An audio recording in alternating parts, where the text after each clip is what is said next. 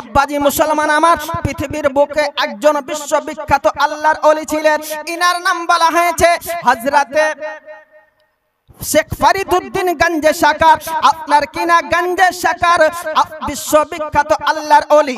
এ আপনার ফরিদউদ্দিন গঞ্জে সাকার আপনার পৃথিবীর বুকে যখন নামাজ আপনার প্রাথমিকভাবে আপনার কিনা শুরু হয়নি, নামাজ আপনার তার জন্য ফরজ হয়নি, এমতো অবস্থায় তিনার আম্মি জান হযরতে ফরিদউদ্দিন গঞ্জে সাকারকে নামাজের জন্য তাকিদ করতে আরম্ভ করেছে, নামাজের জন্য তালকিন করতে আরম্ভ করেছে। আফসোস হায়রে মুসলমান, আমরা আমাদের ছেলে মেয়েকে নামাজের জন্য তাকিদ করতে শিখলাম না, নামাজের জন্য মসজিদের দিকে ধাপিত করতে জানলাম না। আমরা অনেকে আছি নামাজ যারা পড়ে আলহামদুলিল্লাহ, আর যারা নামাজ পড়ে না এরা নিজের গার্জিয়ান হওয়ার পরে নামাজকে কায়েম করতে আপনার এনা পারেনি। তো ছেলে মেয়েদেরকে কি করে নামাজের তালকিন করবে? ঠিক কি না? নামাজ গার্জিয়ান অনেক আছে পড়ে না। আল্লাহ পাক পড়ার বোঝার তৌফিক দান করুন।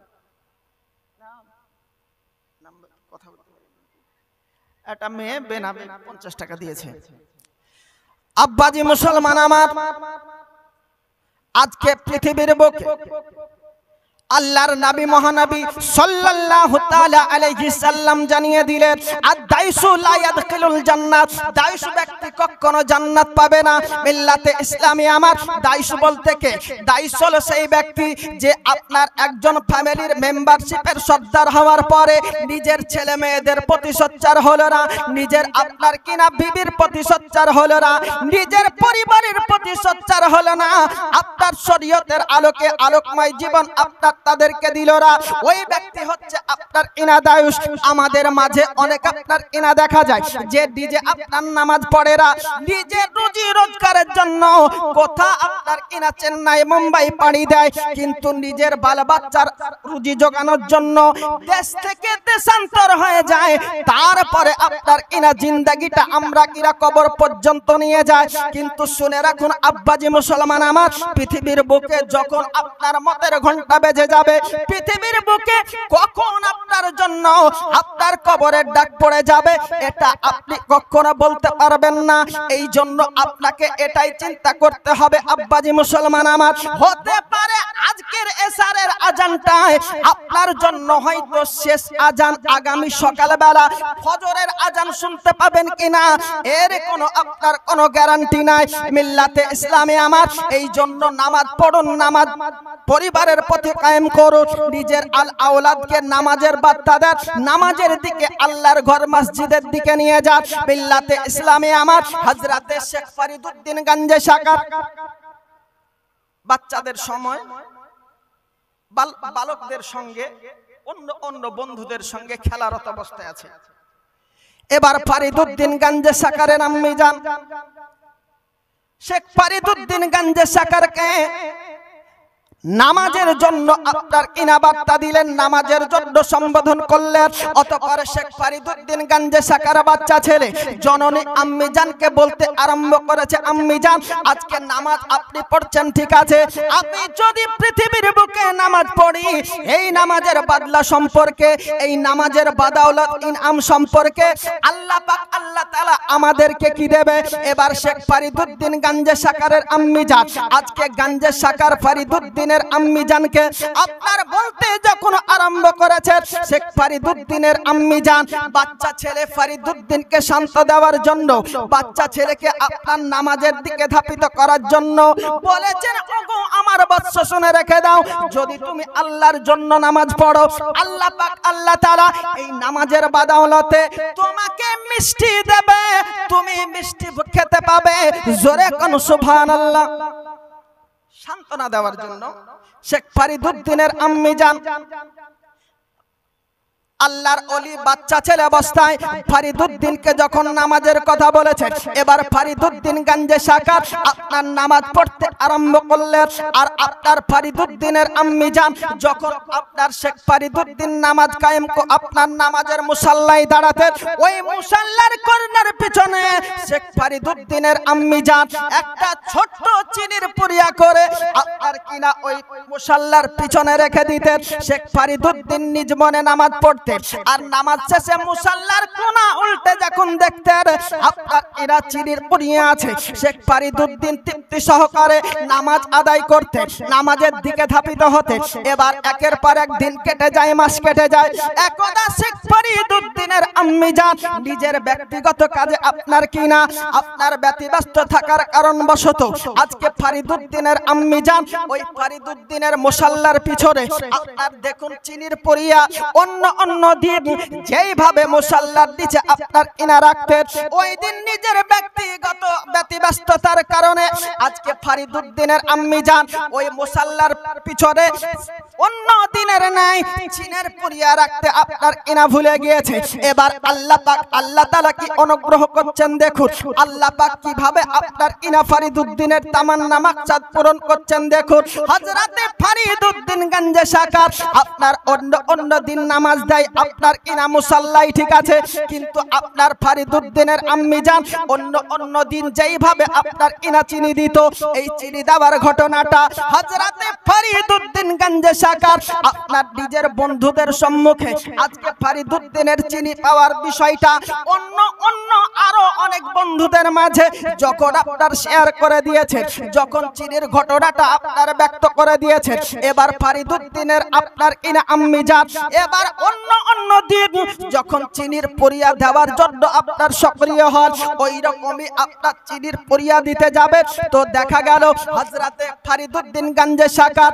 শুধু আপনার কিনা একাই নামাজের জন্য দাঁড়িয়েছে সেটা নয় আপনার এলাকার বহু আপনার বন্ধু বান্ধবদেরকে নিয়ে আপনার ফরিদউদ্দিন গঞ্জে শাকার এবার নামাজের মধ্যে চিনির মুসাল্লা আপনার কিনা উঠিয়ে দেওয়ার পরে যখন চিনি দেয় ওই রকম ছোট্ট চিনির পরিয়ায় প্রয়োজন মিটে যায় এবার ফরিদউদ্দিন গঞ্জে শাকারের আম্মি জান চিন্তামগ্ন হলো আজকে আমার ফরিদউদ্দিন শুধু একাই নামাজে দাঁড়িয়েছে সেটা নয় অন্য বন্ধুদেরকে নিয়ে আপনার ফরিদউদ্দিনের আপনার কিনা নামাজ আজকে কায়াত দাঁড়িয়েছে এবার সমস্ত বন্ধুদেরকে প্রয়োজন কি করবে এই জন্য ফরিদউদ্দিনের আম্মি জান আল্লাহ পাক সুবহানাহু ওয়া তাআলার কাছে হাত উত্তোলন করে বলতে আরম্ভ করেছে ওয়াতু ইজ্জু মান তাসা ওয়াতু জিল্লু মান তাসা ও গো রব্বুল আলামিন আপনি হচ্ছেন ইজ্জতের মালিক আপনি হচ্ছেন জিল্লতের মালিক দ্বিধায় আপনি আজকে আমার ইজ্জত রক্ষা করে দিন হযরতে শেখ ফরিদউদ্দিনের আম্মি জান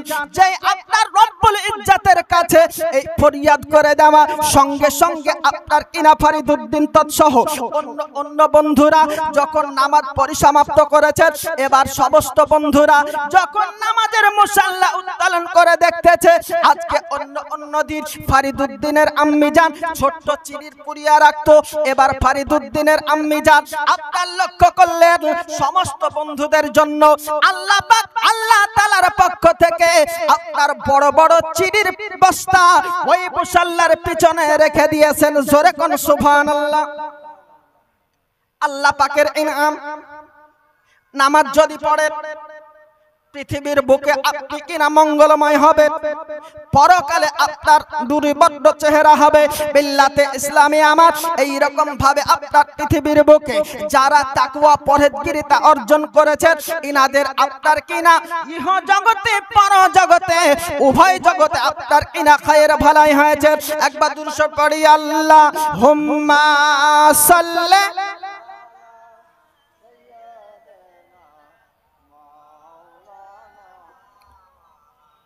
ওয়ালা আলে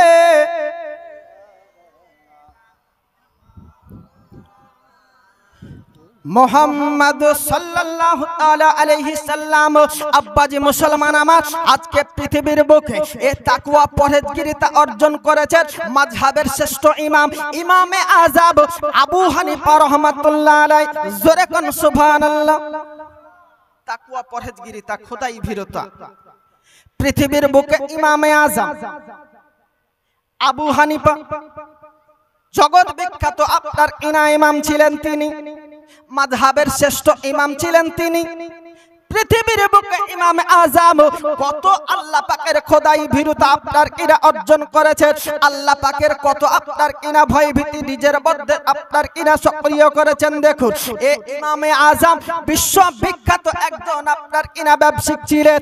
এই ইমামে আজম আবু হানিফা রাহমাতুল্লাহ আলাইহি আপনার পৃথিবীর বুকে এত মালদারের অধিকারী ছিলেন।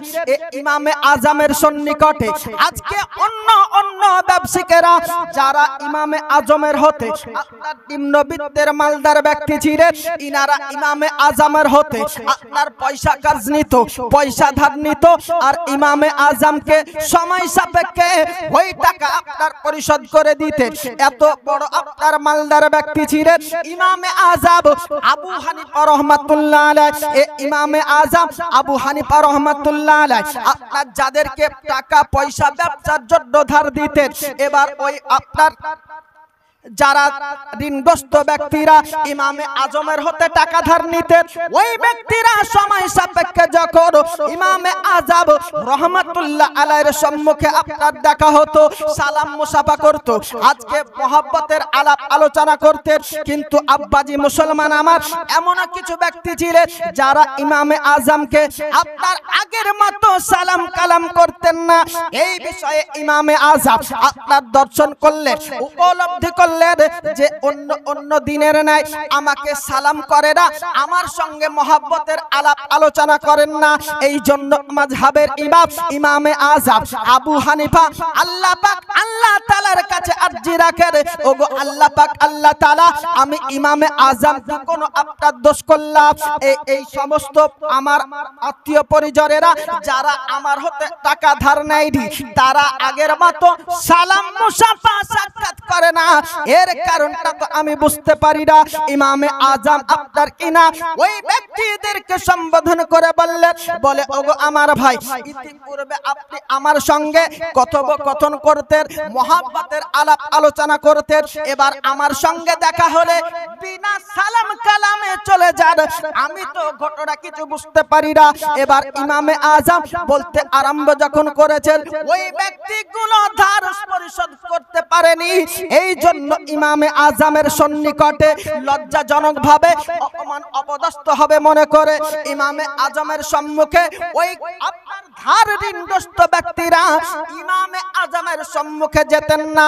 এই জন্য ইমামে আজম আবু হানিফা রাহমাতুল্লাহ আলাইহি আপনার কিরা ওই সমস্ত ঋণগ্রস্ত ব্যক্তিদের লক্ষ্য করে বলল, ওগো আমার ঋণগ্রস্ত ব্যক্তিরা শুনে রেখে দাও, তোমরা আমি ইমামে আজমের হতে যে টাকা তোমরা ধার নিয়েছো সময় সাপেক্ষে পরিশোধ করতে পারোনি, এতে আমার কোনো দুঃখ নাই, আমার এই জায়গাটাতে দুঃখ হলো বেশি।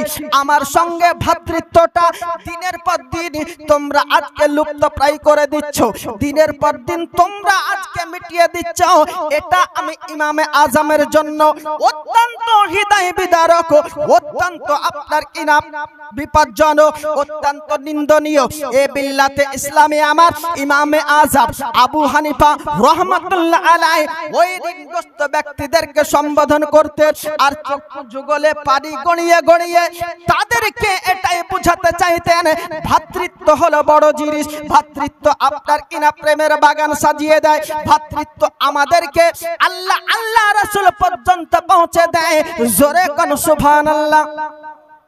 ইমামে আজম ঋণগ্রস্ত ব্যক্তিদেরকে এটাই বুঝাতে চেয়েছেন যে দেরিও যদি হয় আমার ঋণ পরিশোধ করতে, তাতে আমার কোনো দুঃখ নেই, কিন্তু আমার সঙ্গে সালাম কালামটা বন্ধ করে দিয়েছো, এটা আমার জন্য অত্যন্ত কষ্টদায়ক।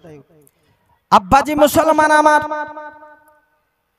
ইমামে আজম আবু হানিফা কত তাকওয়া পরহেজগারিতা অর্জন করেছিলেন দেখুন। হযরত ইমামে আজম দাওয়াত বাড়ি যাওয়ার জন্য কর্মচারীকে বললেন, ওগো আমার কর্মচারী ভাই, আজকে ক্যাশ বাক্সের টাকাগুলো হিসাব করে দাও। আজকে এইখানে 40,000 মতো ক্যাশ বাক্সে টাকা রয়েছে, হিসাব করে আপনার কিনা দেখা গেল। এবার ইমামে আযম আপনার ওই কর্মকর্তাকে বললেন, ওগো আমার কর্মকর্তা ভাই, আমার যে আপনার কাপড়ের দোকানে দুটো কাপড় আছে, আপনার দুটো কাপড় ফাটা বিধা আছে, এই ফাটা চটা কাপড় দুটো অন্য অন্য কাপড়ের নাই তুমি আজকে বিক্রয় করে দিবে না। এই ফাটা কাপড় দুটো অন্য অন্য কাপড়ের চাইতে 5 টাকা কম দরে বিক্রি করবে। দুটো কাপড়ে যেমন আপনার 20 টাকা দাম হয়, এবার এই দুটো কাপড় ফাটা এবং বিধা থাকার কারণবশত 5 টাকা কম দরে ইমামে আযম ওই কর্মকর্তাকে বিক্রির বিষয়টা বলে গেলেন। কিন্তু আপনার মাযহাবের ইমাম ওই স্থানান্তরিত হওয়ার পরে ওই আপনার ইমামে আযমের কর্মকর্তা এবার ভুলবশত অন্য অন্য কাপড়ের নাই আপনার 10 টাকা দরে বিক্রি করে দিয়েছেন।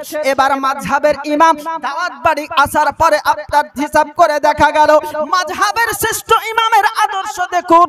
হে আব্বাজি মুসলমান আমার, পৃথিবীর বুকে আপনার মাযহাবের ইমাম ওই কর্মকর্তাকে বলতে আরম্ভ করেছে, ওগো আমার কর্মচারী ভাই, এই যে ক্যাশ বাক্সের টাকা আমি তোমাকে 40,000 টাকা হিসাব করে আপনার কেনা দিয়ে গিয়েছি, আর এইখানে 10টা টাকা বেশি হয়। কারণটা কি? কি মাল বিক্রি করেছো, কার কাছে বিক্রি করেছো, এটা কি তুমি বলতে পারো? বলে এত বড় ব্যবসা, এত বড় বাজার হাট, কত মানুষ আপনার কিনা এসেছে আর গিয়েছে, কার কাছে বিক্রি করেছি এটা আমার জন্য বলা সম্ভব নয়। এবার মাযহাবের ইমাম ইমামে আযম আপনার চক্ষু যুগলে পানি গড়িয়ে গড়িয়ে পড়তে আরম্ভ করেছে।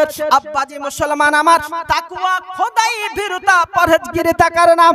এবার মাযহাবের ইমাম চক্ষু যুগল দিয়ে যখন গড়িয়ে গড়িয়ে পানি পড়তে আরম্ভ করেছে, আর চিন্তা মগ্ন হলো যদি কার কাছে ভুলবশত এই আপনার কিনা বাড়তি টাকা বিক্রি যদি হয়ে যায়, এটা আমার জন্য, আমি ইমামে আযম এটাকে হালাল মনে করি না।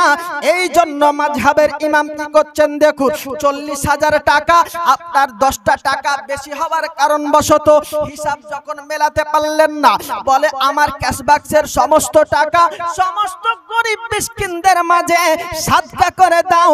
জোরে কোন সুবহানাল্লাহ। মাত্র 10 টাকা বেশি হওয়ার দরুন আব্বাজি মুসলমান আমার, এবার 10 টাকা আপনার বেশি হওয়ার কারণবশত সমস্ত ক্যাশ বাক্সের টাকাগুলো মাযহাবের ইমাম গরিব মিসকিনদের মাঝে সাদকা করে দিলে, তারপরে রব্বুল ইজ্জতের কাছে আপনার হাত উত্তোলন করে কাঁদতে আরম্ভ করেছে, ওগো রব্বুল আলামিন, আমি ইমামে আযমের এই কৃতিত্ব তুমি রব্বুল ইজ্জতের কাছে কতটুক মকবুল হয়েছে আমি ইমামে আযম বলতে পারি না। অতঃপরে আপনার সেই ক্রেতা যে আপনার দুটো কাপড় ক্রয় করে নিয়ে গিয়েছিল, আপনার ফাটা থাকার কারণবশত ইমামে আযমের সম্মুখে আসার পরে ফিরিয়ে দিতে আর বলতে আরম্ভ করেছে, ওগো মাযহাবের শ্রেষ্ঠ ইমাম, এই আপনার কাপড় আপনার ফেরত দিন। ইমামে আযম আপনার আরো কাঁদতে আরম্ভ করেছে। এবার ওই ক্রেতা ইমামে আযমের চক্ষু যুগল গড়িয়ে পানি পড়ার বিষয়টা দর্শন করার পরে বলতে আরম্ভ করেছেন, হুজুর আপনার কাপড় আর ফেরত দিতে হবে না, দয়া করে আপনি আপনার চক্ষু যুগলের পানি গড়া বন্ধ করে দিন, আপনি আপনার কান্না বন্ধ করে দিন, আমার কাপড় আপনাকে ফেরত দিতে হবে না, আপনি আমার কাপড় আমায় দিন, আর দয়া করে আপনি আপনার চক্ষু যুগলের পানি বন্ধ করে দিন। এবার মাযহাবের ইমাম ওই আপনার কিনা ক্রেতাকে লক্ষ্য করে বলতে আরম্ভ করেছে, ওগো আমার ক্রেতা ভাই, আমি ইমামে আযম তোমার কাপড় ফেরত দেওয়ার জন্য কান্না করি না, আমি এই জন্য কাঁদি বেশি, কাল কিয়ামতের দিনে যদি আল্লাহ পাক আল্লাহ তাআলা আমি ইমামে আযমের বিষয়ে বলে, ওগো আজকে ইমামে আযম তোমার আপনার কিনা আমলের মধ্যে বিধা আছে, তোমার আমলের মধ্যে ফাটা আছে, এই শরণাপন্নে আমি ইমামে আযম এই জন্য গড়িয়ে গড়িয়ে কাঁদতে আরম্ভ করেছি। জোরে কোন সুবহানাল্লাহ। কি তাকওয়া পরহেজগারিতা। আব্বাজি মুসলমান আমার, পৃথিবীর বুকে যারাই তাকওয়া পরহেজগারিতা অর্জন করেছে, আল্লাহ পাকের খোদাই ভীরুতা আজকে অবলম্বন করেছে, আল্লাহ পাক পৃথিবীর বুকে তাদের কখনো আজকে বাজ্জতি করেননি। চলুন আব্বাজি মুসলমান আমার, পৃথিবীর বুকে জগৎ পরঙ্গ একজন আল্লাহর নবী ছিলেন, ইনার নাম বলা হয়েছে হযরতে ইব্রাহিম খলিলুল্লাহ আলাইহিস সালাম। এই ইব্রাহিম খলিলুল্লাহর একটা আপনার কিনা স্ত্রী ছিলেন, যার নাম বলা হয়েছে মা হাজেরা রাদিয়াল্লাহু তাআলা আনহা। জোরে কোন সুবহানাল্লাহ। মা হাজেরা রাদিয়াল্লাহু তাআলা আনহা পৃথিবীর বুকে মিশরের দেশে একটা বিখ্যাত বাদশা ছিল, জালিম অত্যাচার বাদশা, যার নাম সাধন বাদশা। এই সাধন বাদশার দৃষ্টিশক্তি আপনার অত্যন্ত খারাপ ছিল। সাধন বাদশা সুন্দরী রমণের দিকে নজর দিত, আর যার চেহারা পছন্দনীয় হতো তাকে রাতারাতি উত্তোলন করে নিয়ে আসতো, আর সকালবেলা বিবাহের সম্পর্কে আবদ্ধ হতো, রাত্রিবেলা ফুলসজ্জা করত, আর সকালবেলা পুড়িয়ে হত্যা করে দিত। এত বড় ব্যভিচারী বাদশা, অত্যাচারী বাদশা। আজকে মিশর আপনার দেশে সাধন বাদশা নামের একটা বাদশা ছিল।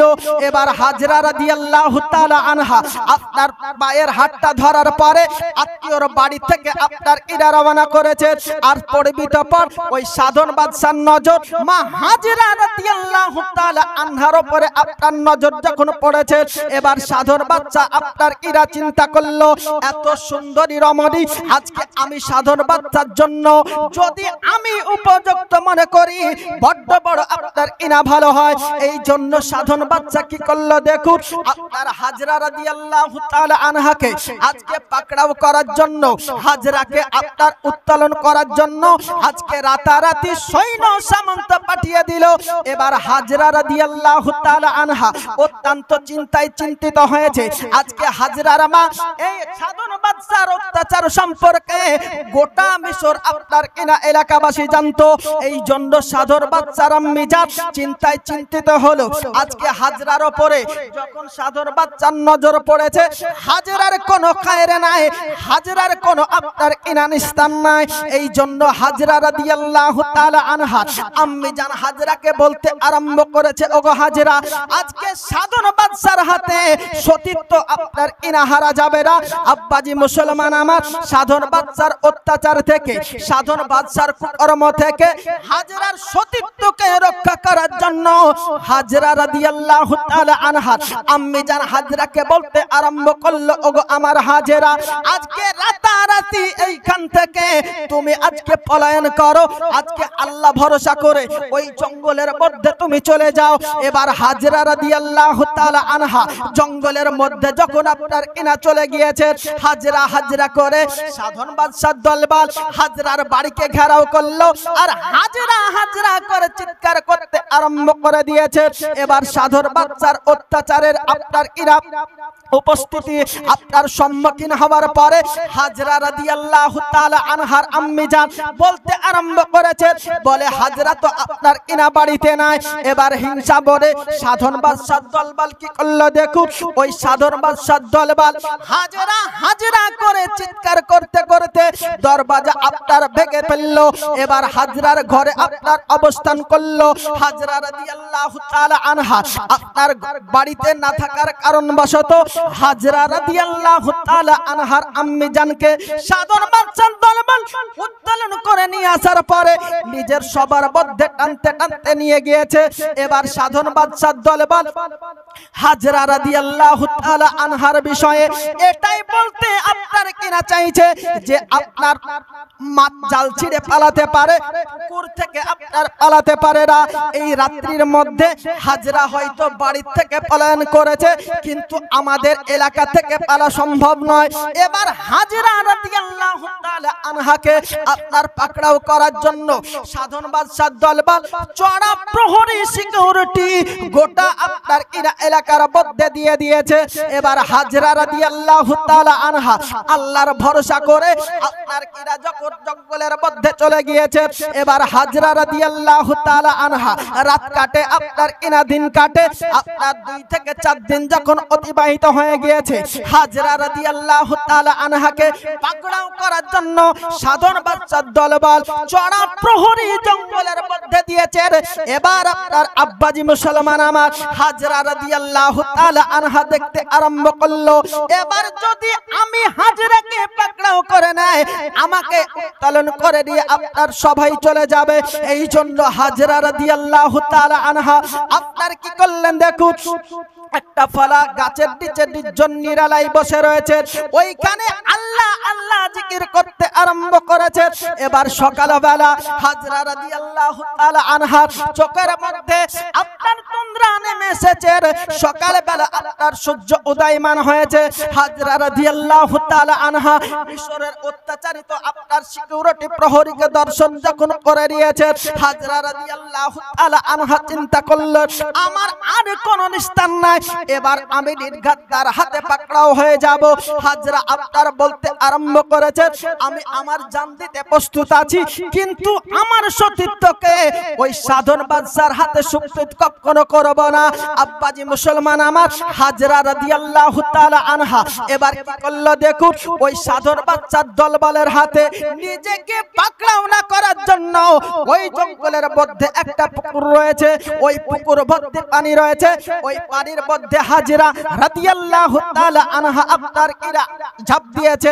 আল্লাহ পাক আল্লাহ তাআলা বললেন মান কানা লিল্লাহি কানা লাহু লাহু মাল্লাহুল মাওলা ওয়ালাহুল কুলু, জোরে কোন সুবহানাল্লাহ। আল্লাহ পাক আল্লাহ তাআলা ওই হাজরা যেই পানিতে আপনার নিক্ষেপিত হয়েছে, আল্লাহ পাক আল্লাহ তাআলা ওই পানিকে হুকুম করছে রে পানি তুমি আজকে হাজরাকে তুমি আজকে ভক্ষণ করবে না। হাজরা যতবার তোমার বুকে ঝাঁপ দেয় আমি আল্লাহ পাক আল্লাহ তাআলা বলে দিলাম আজকে ওই হাজরাকে তুমি ভাসিয়ে দাও, জোরে কোন সুবহানাল্লাহ। পানিকে হুকুম করছে যে তোমার বুকে হাজরা যতবার আজকে আত্ম বিসর্জন দেওয়ার জন্য ঝাঁপ দেবে ততবার তুমি হাজরাকে ভাসিয়ে দেবে, যেরকম সুবহানাল্লাহ। এবার আব্বাজি মুসলমান আমার হাজরা রাদিয়াল্লাহু তাআলা আনহা পানির মধ্যে যখন আপনার কিনা ঝাঁপ দিয়েছে, আপনার সঙ্গে সঙ্গে পানি হাজরাকে আপনার ভক্ষণ না করে হাজরার বডিটাকে পানির নিচে না আপনার বসিয়ে সঙ্গে সঙ্গে পানির উপরে ভাসমান করে দেয়, জোরে কোন সুবহানাল্লাহ। হে মিল্লাতে ইসলামী আমার আজকে তাকওয়া পরহেজগারিতা আজকে সলিহা আপনার কিনা কাকে বলে দেখুন, এ মিল্লাতে ইসলামী আমার হাজরা রাদিয়াল্লাহু তাআলা আনহা এবার আপনার পানির মধ্যে যখন বারবার ঝাঁপ দিলেন, বারবার বডিটা পানির উপরে ভাসমান হয়ে গেল। এবার হাজরা রাদিয়াল্লাহু তাআলা আনহাকে ওই সাধন বাদশার দলবল ভাসমান অবস্থায় দর্শন করার পরে আজকে পাকড়াও করে নিয়ে নিজের সভার দিকে আপনার কিনা নিয়ে গিয়েছে। এবার সাধন বাদশার দলবল যত আপনার বাদীদাসী আপনার কিনা সবাই ছিল, ওই বাদীদাসীদেরকে লক্ষ্য করে হাজরা রাদিয়াল্লাহু তাআলা আনহা বলতে আরম্ভ করেছে ওগো আমার বোন তুমি কি বলতে পারো একটা বৃদ্ধা মহিলাকে আজকে কয়েকদিন হলো এই সভার মধ্যে আজকে উত্তোলন করে নিয়ে এসেছে, তার খবর কি তুমি বলতে পারো? ওই সাধন বাদশার দাসী সাধন বাদশার বাদী হাজরা রাদিয়াল্লাহু তাআলা আনহার সম্মুখে বলতে আরম্ভ করেছে আমি জানি না আত্মীয়তার সম্পর্কে ওই বৃদ্ধা মহিলা তোমার কে হয়, কিন্তু ওগো আমার বোন আমার তোমায় এতটুকু বলতে পারি আজকে হাজরা নামক একটা মহিলার খোঁজ খবর চালানোর জন্য তার উপর এত পাশবিক অত্যাচার করা হয়েছে, এত তাকে নির্যাতন করা হয়েছে যে হাজরা রাদিয়াল্লাহু তাআলা আনহার আম্মি জান তারপরও হাজরার ঠিকানা আপনার কিনা বলেনি, হাজরার ঠিকানা সতীত্ব সম্পর্কে আজকে সাধন বাদশার কোনো বার্তা দেননি। অতঃপরে সাধন বাদশা আপনার কি করলো দেখুন, আজকে হাজরা ওই আপনার জননীর আম্মি জানকে হাজরার ঠিকানা না বলার কারণ বশত আজকে মিত্রাঘাত করার পরে পুড়িয়ে হত্যা করে দিয়েছে।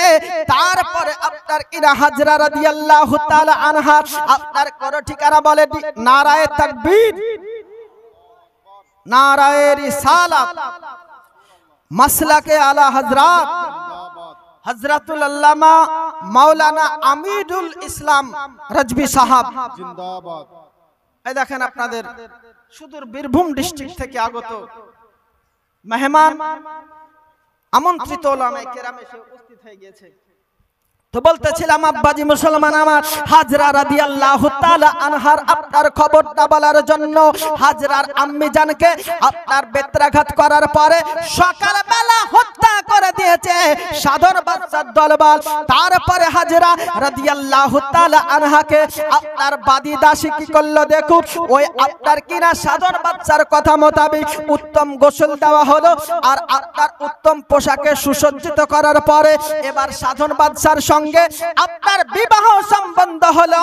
এবার হাজরা রাদিয়াল্লাহু তাআলা আনহাকে স্পর্শ করতে যখন যাবে আল্লাহ পাকের কাছে হাজরা রাদিয়াল্লাহু তাআলা আনহা ফরিয়াদ করতে আরম্ভ করেছেন, ওগো আল্লাহ পাক, আল্লাহ তাআলা তুমি আজকে আমি হাজরার সতীত্বকে তুমি রক্ষা করে দাও।